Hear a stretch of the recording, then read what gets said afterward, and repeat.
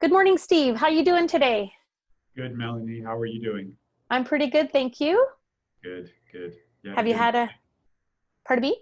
Did you have a good weekend? Yeah, oh yeah, it was wonderful. Boy, I've just really enjoyed these sunny days. Even though it's getting a bit cooler as fall approaches, I've still enjoyed the warm, beautiful weather that we've had throughout the days.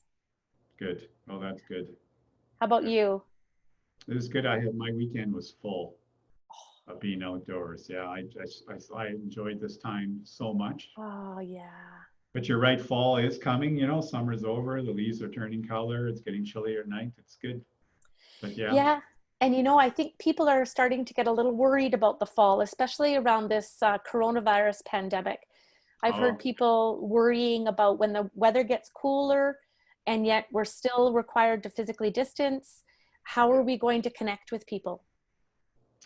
Yeah, that's going to be something we're going to have to work on, right? Because, you're sort of limited by the weather. Yes.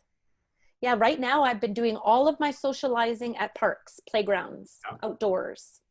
It's worked wonderfully because it's beautiful out there and I love being outside. Yard.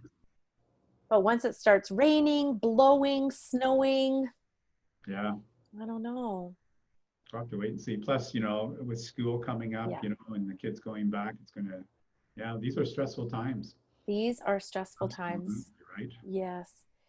And one of the things that I wanted to talk about today is that this is an unprecedented stressful time for folks. And I feel like, you and I have been talking over the last few weeks about feeling that rising tension in people. Yes. Just almost being able to see it on their faces as we connect or even just pass by, random people in our communities and our grocery stores. And so one of the things that comes to mind to me right now is that at this time when our normal networks of support, the people and the places that we would normally go to for a little extra help, a little extra, um, refuge or nurturance, they might not be available to us right now. And so I wanted to talk to people about the importance of getting help. Okay. Right now we just don't have the level of resources, the quality of resources and supports that we normally do. So for many of us, it might mean reaching out to professional supports. Mhm. And what I've noticed as a counselor is that, many professional counselors are not meeting with their clients face to face. So the in-person resources or places of support have been limited because of the coronavirus. Oh, yeah. But the online sources of support have grown exponentially. Like there's a lot available for people on the computer or over the phone that Yeah. people may not realize. And I think it's really important that we access these while they're available. And especially, what, Steve, something that comes to mind is something that you said a few weeks ago, which was sometimes connecting with a support person like a professional counselor, psychologist, or even a social worker online is a really good way to start because you can sometimes be anonymous. Yes, Like, absolutely. right now, you and I could be stopping my video so that you can't even see me. And then I could Yeah. feel maybe a bit more comfortable connecting with you without feeling like I'm exposed. Yeah. And also, like you've mentioned before, online, people can choose how much they talk. Oh, absolutely. I think um, I think for some people, it's intimidating meeting somebody in person for the first time, particularly when Yes. you want to talk about something that's been bothering you or trauma that you've experienced. And so I think there's layers of protection on online, like you mentioned. Yes. You can just have your name up there and turn your picture off, your video off. You can just use the chat session to talk about things. And I've seen Absolutely. changes in people where they started off there and then gradually and also I think it's really important for us to recognize that we need to actually work hard to build trust. Yeah. People feel that comfort level that they can do that. But I know in our sessions that people started off that way and now their videos going and they're talking to us face to face. but we have to work hard at building that trust for people. But yeah, I think that there's Yes. advantages to online. Yes. And so whether, people might feel a bit intimidated, nervous, embarrassed, shy to reach out for help right now. And yet right now is a really great opportunity to be able to connect with somebody and develop a relationship very gradually Yeah. and in a way that isn't so intimidating. Oh, absolutely. And I think now's the time to do it because I think that the uncertainty is still there, and I Yes. think people are struggling with that. Mm-hmm. People want to know, they want concrete information, they want to know for sure, and I don't think Yeah. there's answers to a lot of this stuff. So it creates a lot of fear and stress right now. Yeah. And, I feel like it's just been piled, like pile to pile to pile, like 6 months in, we have had 6 months full of changing information, Yes. worries about this, and then all of a sudden worries about this, and we'll try this, and well, that didn't work, and the infection rates are still rising, or cautions about this, and I think that this September, being that we're changing the seasons, we're going into fall, we're Hmm. going into what is already known as cold and flu season, Yep. plus the coronavirus fears on top of that, being that our children are going back to the schools and congregating. There's just pile after level of concern, trepidation, Yep. unknown, not knowing. It's also the season for reflection, right? So as our daylight hours get shorter and decrease, people have a tendency to sort of reflect upon things, right? It's coming up to Yeah, year. yeah. Yeah, there's a lot of things that are happening in our lives, Yes, there is. and they're real. Yes. They're Yeah, very real. They're very real, and they're here, yeah. whether we Yeah. want it or not, right? We can't really escape it either. No, we can't. Yeah. So I want to just take a moment for folks to just kind of look into yourself, just take a moment to sit with yourself and really reflect upon your reactions or your responses physically, emotionally, um, to, to the whole thought about getting help. Mhm. Some folks might have an inner sense of fear or concern, or even just not knowing where to even start. So confusion. So just taking a moment to just kind of reflect in on what's happening inside of your body or inside of your mind when you think about the whole idea of getting help. And then whatever comes up for you, just accepting that. It's okay, whatever comes up. It's a part of you, it's a part of your experience, your past, your understanding. And whatever comes up, it's absolutely okay. Just being with that feeling or that thought, knowing that it's just a feeling and it's just a thought, and accepting it as part of who you are, your experience, your wisdom, is the first step in being able to move with it. So accepting it is, not about passing judgment or avoiding it or denying it. It's just being with it as it is right now in this moment. And just using that additional awareness to get to know a little bit more about yourself, and then to be able to sense what it is that you need to be the next step. So the other thing is that people might not be able to plan for the next 3 months, and so I would just really encourage people to go back to that feeling that they're having and think, what does that feeling tell me? What do I think is the next best step? Maybe it's just sitting with it for a while. Maybe it's journaling it.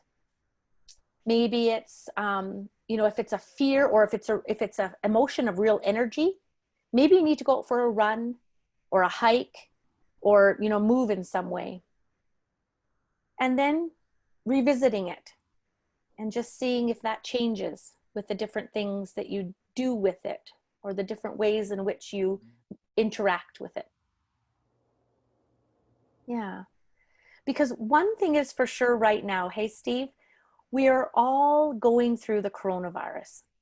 Not one of us has not been affected. And so if ever there was a time where we could say we all need help right now, it's this time. Yeah. You know, we need help in different ways and from different people, but we all need something that has been taken from us, whether it's a sense of safety, encouragement, a feeling of confidence or comfort, whatever that is. I think, yeah, and I think we need to work really hard at removing that stigma from asking for help. That's right. Because, traditionally, I think people thought if I asked for help, it meant that I'm a weak person. And I actually think that we're pretty resilient. But I do think we need to feel comfortable asking for help because help takes many different forms, like you said. Yeah. And we need to experiment with that and try out what's best for us. But I think the first step is to feel comfortable enough to say, yeah, it's okay for me to ask for help. Yes. I'm still a good person. Yes, and I'm still strong. Yes. Still Yeah. knowledgeable. Yeah. Yeah. No. And some of us, we look to our friends or our family to be that strength, to be that support for us. But they're also going through the coronavirus. And so sometimes their ability to support us is also limited, not because they don't love us or don't want to help us, but because they're also going through their own stuff. So that's why reaching out to a third party, a professional, counselor, support worker, social worker, reaching out to them can fulfill that part of us that maybe our partners, our friends, our families just aren't able to provide for right now. Yeah, I think it's important for people to have the opportunity to be listened to. And I think that's the key to, right? I mean, people are well-skilled third parties, like you brought up. Yeah, families are good. Our friends, my support system is network of people is really good, but I can't always rely on them because they are experiencing the same thing or something else is going on in their life. Mm-hmm. But now I think it's definitely the time to do it because it's a time of uncertainty and fear. Yes. Yeah. A lot of fear out there of what's going to happen in the future, particularly with our children. Yes. Yeah. Unfortunately, but you're right. Mm. So I thought today what we could do is a mindfulness it's a visualization mindfulness or an imagery mindfulness, and it's called the Wise Inner Advisor or Wise Inner Mentor. The reason why I chose this one is it's based on the idea that all of us have knowledge and wisdom and a knowing inside of us. But I don't know about you, Steve, but I find that when world events happen around me, sometimes I lose that connection with what I know. Mm-hmm. And I start to just kind of follow what everyone else is doing or what I'm being told to do. And I lose track of, but what's right for me? Mm-hmm. I did that just recently, actually, with a lot of the parents that I know, choosing to homeschool. Yes. And I really had to think about, but what is good for me and my family? And I suspect that lots of parents and people in general are going through those big decisions every day right now because so much is reliant on our everyday decisions right now. Even wearing a mask or sanitizing our hands or who to visit with and how close to get to them. My goodness, these decisions are becoming paramount in our lives. Yeah, the whole concept or idea of that we might be forced to make a decision on whether to let our children physically go to school or not has never ever occurred before. I know. We've taken it for granted. It's just been the thing we do every September. Or visiting people, you never thought otherwise. So that's right. Yeah, it's a brand new way of looking at things, right? And that the unknown instills a lot of fear and a lot of stress in people. Mm-hmm. Yeah. So I wanted to do this mindfulness where people can kind of tap into their own inner wisdom, but I don't want to take away from my encouragement and my support for people to reach out to external sources of support, like professional counselors, psychologists, social workers, helpers, even there's phone lines that are available where volunteers are on the other end, and they're just willing to talk with you and keep you out of the cycle or the despair of loneliness. And please, reach out to those places. But this mindfulness might help you to tap into, what kind of support do you need? Or what are you looking for as you start to look outside of your regular resources for that kind of professional support? Okay, that's good. I'm excited. All right, let's give it a try. So I'll just get people to put their feet on the floor, relax their back, relax whatever, against whatever prop you're on, whether it's the chair or the floor or the bed. Just get yourself into a nice, comfortable position. You may close your eyes if you like, or you can keep them open. It's up to you, whatever's comfortable. And just start by focusing a little bit on your breathing.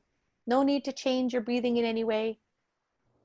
Just focusing on it as the source of your attention, the force that grounds you to the earth, to the space where you are. Just focusing in on your breath as you breathe in and out. In and out. Now, as you're focusing in on your breath, if there are thoughts, emotions, or physical sensations that come to mind, just gently acknowledging them. You might even label them like, oh, there's thinking, or there's feeling. And then just gently let them go as you come back to focusing on your breath. Whenever you're feeling distracted throughout this mindfulness, just gently acknowledging the distraction and slowly returning to focusing on your breath or the imagery. To begin the visualization, imagine that you see a building in your mind's eye. You're walking on a path towards a building. Notice how big the building is, what color, what shape. And imagine that on the side of the building that you're facing is a door. Walking closer and closer to that door. Noticing all the details, the color, the shape, the design of the door. And finally arriving right up to the front of the door. Imagine reaching out, taking hold of the knob, and slowly turning it to open the door. Imagine what you see as the door slowly opens to reveal the inside of the building. Is it light or dark?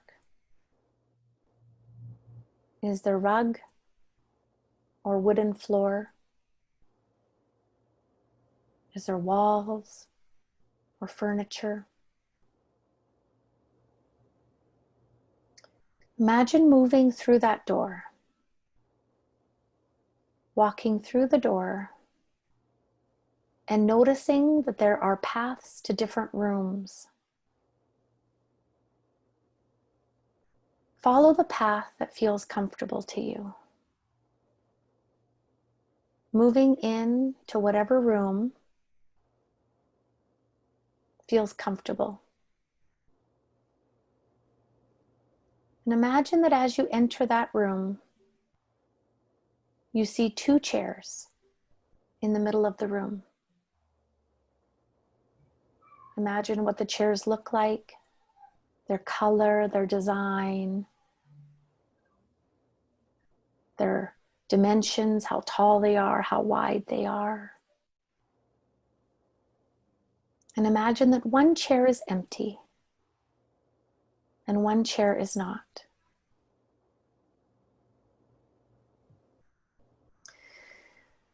Look around this room, and whatever you see, imagining that this is your safe space. This is a safe room. So imagining in this room things that make you feel safe, whether it's a warm glow from the sun outside, whether it's a color that is familiar to you, or artifacts around the room that help you feel safe and at home. Whatever it is, knowing that you are safe here.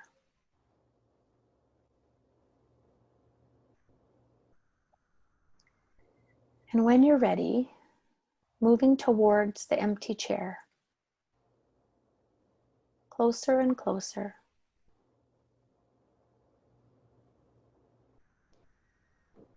And then as you come to the chair, as you feel comfortable, sitting down on that chair.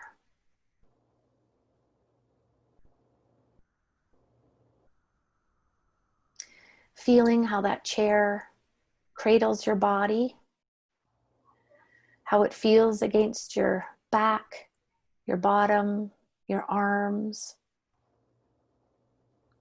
Moving in and getting comfortable in this chair, in this room that is your safe space.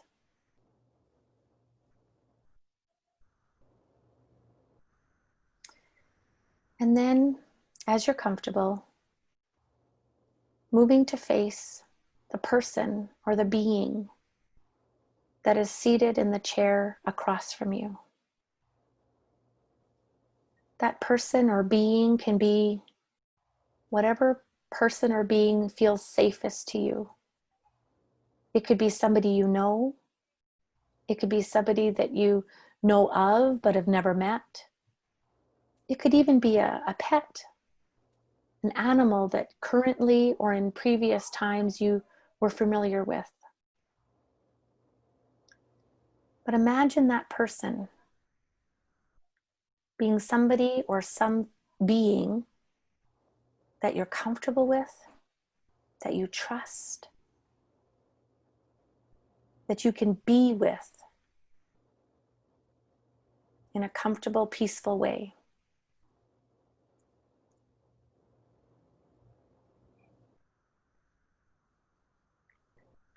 Imagine in detail that being or that person, the eyes, the face, the body, the way that person or being looks at you.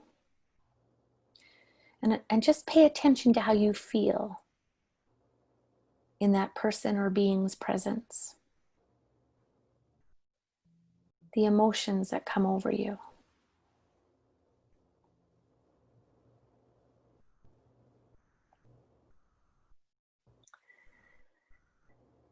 And then imagining asking that person for wisdom, for knowledge, for guidance. Perhaps you have a question on your heart, a problem you're wanting to solve, or even just a comfort that you're looking for. Imagine asking that person or that being for that. Inviting them to share with you something that they know that you need.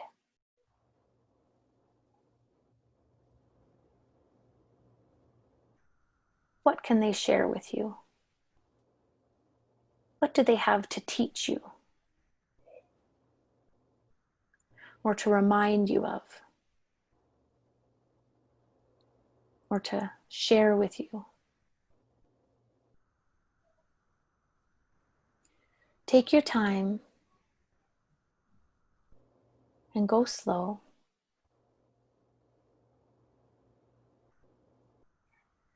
If that person says nothing, that's okay too.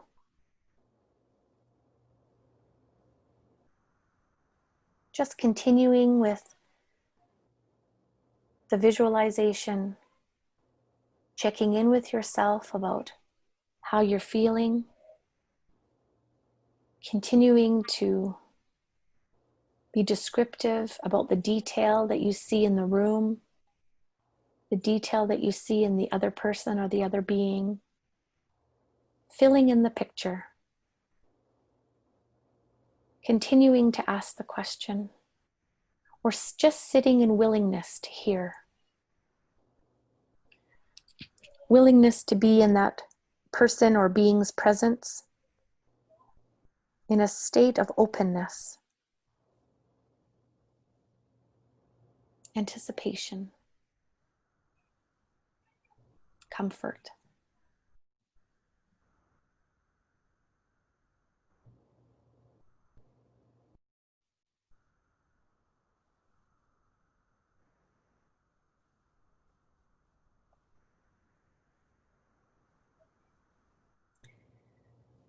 Spending a few more moments in this room, in your chair, in the presence of this person or being, receiving whatever is available.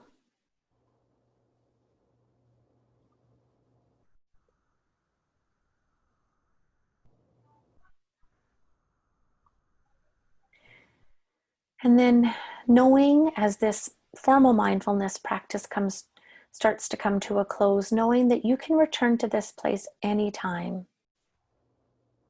This safe place, this inner wise advisor is within you. And you can return to this room, to this person or being's presence at any time that you need encouragement or wisdom, information. This place and this being is available to you. It's your safe place. And so when you're ready, standing up from your chair, turning to your wise inner advisor, sharing a few parting words if you wish. Could just be a glance or a gesture or nothing at all, whatever's comfortable for you. And then turning to leave. Going through the door, into the hallway, through the hallway, and out the door of the building. Returning to the outdoors where the sun is warm again upon your face. The smells of the dirt and the ground and the grasses come back to you. And you leave this building, coming back to this moment, this place, and this discussion. Perhaps starting to move now in whatever way you feel comfortable. Starting to listen to the sounds around you in this room. Becoming more and more aware of your presence here. And then as you're ready, opening your eyes and returning back to the discussion.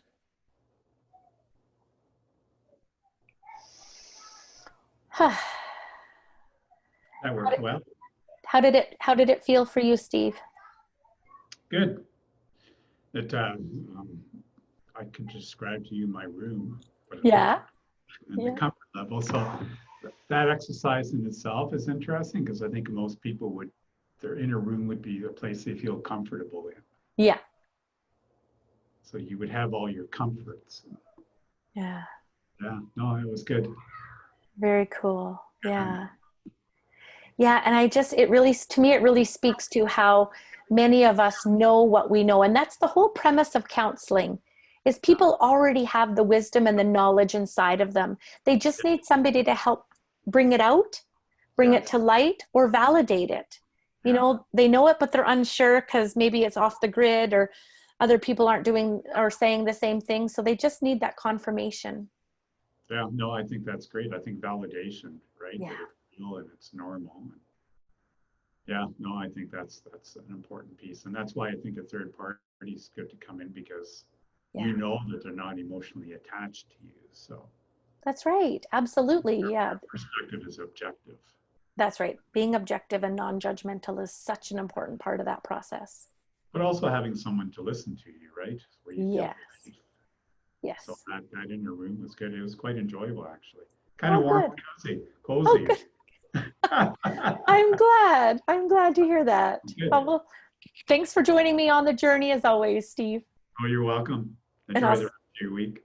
thank you. You too. Have a great week. Okay, thanks, Melanie. Bye-bye. Bye. Bye, guys.